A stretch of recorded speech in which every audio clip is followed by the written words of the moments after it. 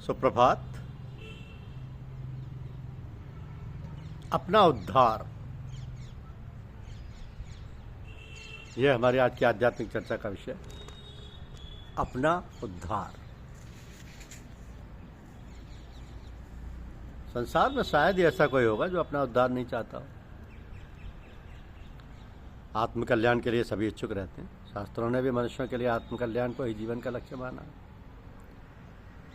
मनुष्यों का अत्यंतिक कल्याण ही आत्मकल्याण है, आत्मोद्धार है। इसके प्रमुख दो रूप हैं, एक तो जन्म मरण से मुक्ति और दूसरा भगवत सायुज्य। किंतु आजकल प्राय लोग भौतिक समृद्धि को ही अपना आत्मकल्याण मानते हैं, इसलिए लोग अपने अमूल्य समय का एक एक क्षण भौतिक सुख की प्राप्ति में लगाते हैं। अब इतना अमूल्य समय क्षणिक सुख की उपलब्धि में व्यतीत करना वैसा ही है जैसे मिट्टी के मूल्य में अमूल्य रत्न दे देना।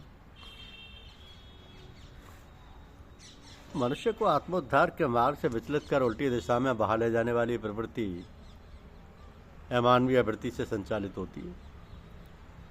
जब व्यक्ति में तमोगुण की प्रधानता हो जाती है तो अमानवीय वृत्ति अपने पूरे प्रभाव में आ जाती है।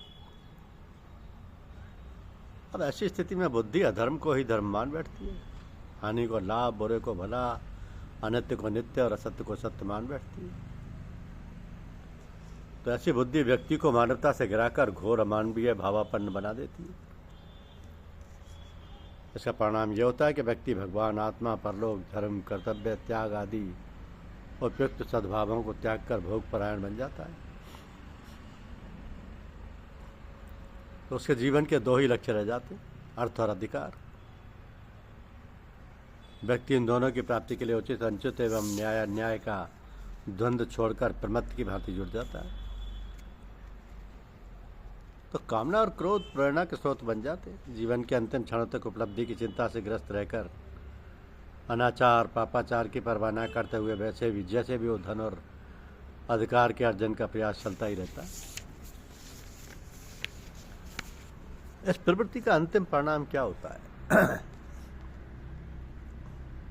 भगवान श्री कृष्ण ने गीता में इसका परिणाम बताया। वो कहते हैं कि ऐसे अपने में ही श्रेष्ठता का अभिमान रखने वाले गर्वोन्मत्त लोग धन, मान, मद से युक्त होकर मनमाना कार्य करते हैं। वह अहंकार, बल, दर्प, काम, क्रोध आदि के परायण, सब में दोष देखने तथा सबकी निंदा करने वाले मनुष्य अपने तथा दूसरों के देहों में स्थित मुझ अंतर्यामी ईश्वर को द्वेष करने वाले होते हैं। ऐसे ईश्वर से द्वेष करने वाले अशुभ कार्यों में लगे हुए मानवों को मैं संसार में बार बार भटकता हूँ। तो मुझको ना पाकर जन्म जन्म में भटकते रहते हैं। अतः हमें ऐसे भयंकर दुष्परिणामों से अपने को बचाकर अपना उद्धार करने का प्रयत्न स्वयं करना होगा। जब तक हम स्वयं शास्त्रों द्वारा बताए गए मार्गों का अनुसरण नहीं करेंगे तब तक आत्मोद्धार अपना अथवा आत्मकल्याण होना असंभव है। हम प्रयत्नशील होंगे तो ईश्वर हमारी सहायता 10 हाथ आगे बढ़कर करेगा। विचार करने पर पता चलता है कि हमारी चाल तो उल्टी है। हमें तो आत्मोद्धार के लिए जिस दिशा में चलना चाहिए उधर ना बढ़कर काम, क्रोध और लोभ के मार्ग में बढ़ रहे हैं। भगवान श्री कृष्ण ने इसके विषय में कहा कि काम, क्रोध और लोभ ये तीनों प्रकार के नरक के द्वारा आत्मा का पतन करने वाले हैं। अतः इन तीनों का त्याग करना चाहिए। इन तीनों नरक के द्वारों से जो मुक्त है वो अपने कल्याण का आचरण करता है और इससे वह परम गति लाभ करता है। अतः जब तक ये मानव शरीर है और बुढ़ापा दूर है, व्यक्ति को अपने उद्धार के लिए आत्मकल्याण के साधन में लग जाना चाहिए। वास्तव में मनुष्य जीवन का परम प्राप्तव्य भी यही है। अब प्रत्येक व्यक्ति जो अपना आत्मोद्धार करना चाहता है उसकी जिज्ञासा रहती है कि वे कौन से उपाय हैं जिसके आचरण से अपना उद्धार संभव हो सकता है। इस संबंध में महापुरुषों एवं शास्त्रों ने भी उपाय बताए। तो सर्वाधिक आवश्यक बात यह है कि व्यक्ति को निषिद्ध कर्मों का त्याग कर देना चाहिए। सफाई पसंद व्यक्ति और सदैव यदि सदैव कीचड़ में लेटता रहेगा तो साफ कैसे रहेगा? उसे कीचड़ को दूर करना होगा, तभी वो साफ रह सकेगा। ठीक इसी प्रकार नरक के जो 3 द्वार बताए गए, काम, क्रोध और लोभ, इनका त्याग करना आत्मोद्धार के लिए आवश्यक है। इनसे जो अपने को मुक्त कर सत्कार्य करता वही आत्मोद्धार के मार्ग पर अग्रसर होता है। दूसरी आवश्यकता शुद्ध सात्विक शाकाहारी एवं सुपाच्य आहार की। ऐसा आहार हमारी वृत्तियों को सात्विक बनाता है। सात्विक वृत्तियों वाला व्यक्ति अपने उद्धार करने में सफल हो सकता है।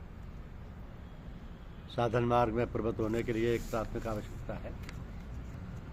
आहार विहार चेष्टा एवं सहन जागरण के संबंध में भगवान श्री कृष्ण कहते हैं कि ये योग ना तो बहुत खाने वाले को सिद्ध होता है, ना बिल्कुल ना खाने वाले को, तथा ना अतिशयन करने के स्वभाव वाले को, और ना अत्यंत जागने वाले को ही सिद्ध होता। यह दुखों का नाश करने वाला योग तो यथायोग्य आहार और विहार करने वाले का तथा कर्मों में यथायोग्य चेष्टा करने वाले का और यथायोग्य शयन करने तथा जागने वाले का ही सिद्ध होता है। तो साधना के मार्ग में प्रवृत्ति होने वाले व्यक्ति को वाक संयम का भी पालन आवश्यक है। कम से कम संभाषण से काम चला लेने की प्रवृत्ति अपनानी चाहिए। विषय भोग में सुख बुद्धि का परित्याग कर दिया जाए। जो इंद्रिय तथा विषयों के संयोग से पुरुष होने वाले सब भोग हैं, यद्यपि विषयी पुरुषों को सुखरूप भासते हैं, तो भी निस्संदेह दुख के ही हेतु। इसलिए बुद्धिमान विवेकी पुरुष उनमें नहीं रमता। धन्यवाद। यूट्यूब चैनल को लाइक और सब्सक्राइब अवश्य कीजिए। शुक्रिया।